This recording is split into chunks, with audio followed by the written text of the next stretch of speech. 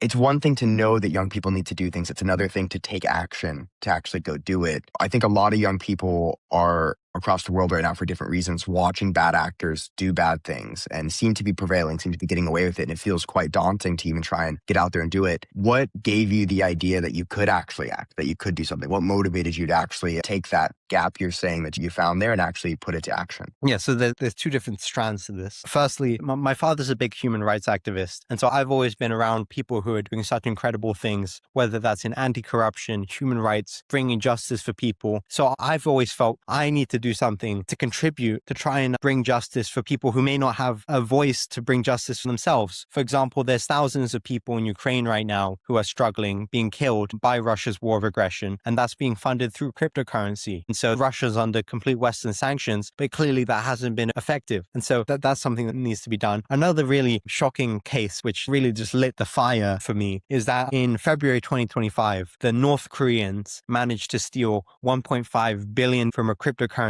exchange in less than 5 seconds. And that 1.5 billion was completely laundered in under 48 hours. So that 1.5 billion goes directly to funding their nuclear capabilities, their military campaign. And if North Korea is able to get away with stealing 1.5 billion, what else are these other governments able to do? Why isn't anyone doing anything about this? And I think for another point on this, especially in the UK, there's not much ambition for young people to do anything about real issues. And I think that there definitely needs to be more encouragement to say that if you see a problem in any area, you shouldn't wait till you're older to try and fix it. You should do it in the present. It was last week, actually, I was invited by 10 Downing Street, which is where the Prime Minister lives in the UK, to speak on youth ambition. The government is trying to increase youth ambition with something called Project Ambition. And so hopefully there's more people like me across the UK and even in Europe.